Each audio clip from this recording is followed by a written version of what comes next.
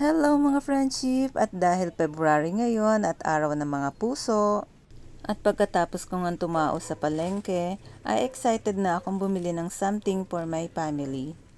Small something para this Valentine's. At ito, pagkabili nga ay hindi na ako makahintay para ibigay ko sa kanila. Inayos ko na agad. At hindi pa man Valentine's Day ay gusto ko nang ibigay agad sa kanila.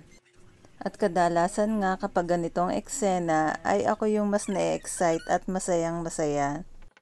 Ewan ko ba, pero masarap talaga sa feeling kapag ganitong nakakapag-share ka kahit sa maliit man na bagay. Kung maliit man na bagay ito para sa iba, ay malaking bagay naman ito para sa akin. At ito nga, kinabukasan ay may aasikasuhin kami sa malapit sa school ng anak ko. Kaya sinamantala na namin na magkakasama kami buong pamilya. Para sa isang lakaran ay marami na kaming nagawa. May naasikaso na kami, naihatid pa namin ang anak namin, at nakapag-advance Valentine's celebration pa ang family. Para sulit na sulit ang lakad. At eto na nga ang dorm ng anak ko, matagal-tagal na rin akong hindi nakapunta dito. At ito rin yung school nila, magkatapat lang yan. Kaya very convenient sa kanya dahil tatawid lang siya, ay andyan na yung school niya. At eto nga, after nga naming bumili ng kailangan sa market, ay namasyal na rin kami. Mahalaga sa akin tong lakad ng buong pamilya dahil isa ito sa bonding moments namin. Para pagdating ng araw ay marami silang memories na maaalala. Na palaging magkakasama kami kapag lumalabas.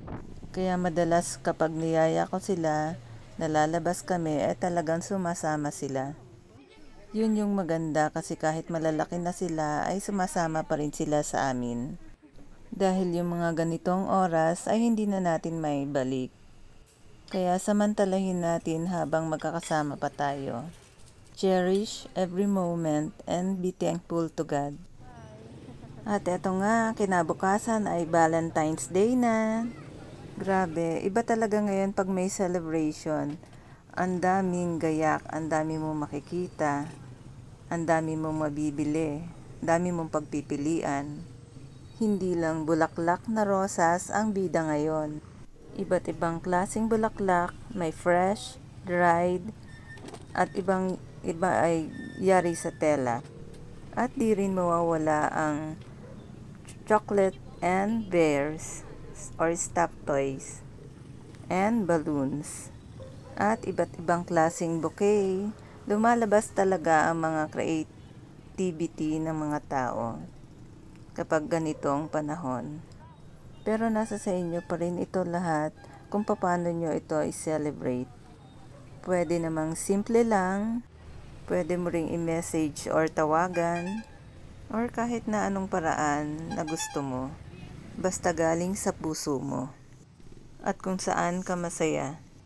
At kung makalimot ka man, ay okay lang din. Ang basta ang mahalaga ay araw-araw ay naiparamdam mo ang iyong pagmamahal.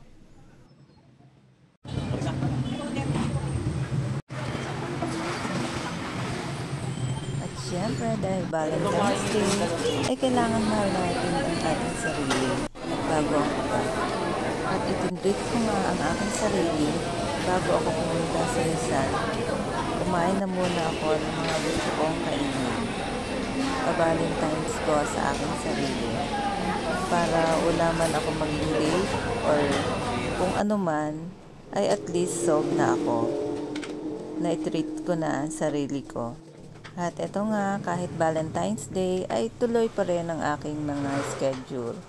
Eto, tuloy pa rin ang aking paglilinis dito sa bahay, pag-aasikaso, para di sayang ang oras at panahon.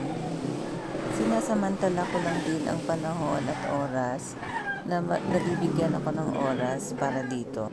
At para matapos ko na rin ito. Dahil konting araw na lang, tapos na ako sa project kong ito. Kaya I'm so happy dahil na-accomplish ko ang mga bagay na ito. Nung simula pa lang ay hindi ko alam, nangangapa ako paano ko to sisimulan. At ngayon ay tapos na. At pagdating nga ng husband ko ay may pasalubong siya sa akin. At dahil wala ring prepare na dinner ay lumabas na kaming dalawa. Nag-date na kami. Kumain kami sa labas. At ayan, yung hindi ko ine-expect ay meron namang nangyari. So, be thankful na lang kung ano yung meron.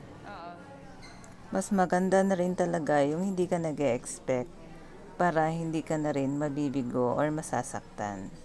At kung ano man yung dumating o kung ano yung meron, ay be thankful and grateful sa mga blessings ni God. At itinreat ko na rin ang mga friends na dumating sa mga panahon na ito. Happy Hearts Day mga friendship! Thank you for watching! Bye-bye!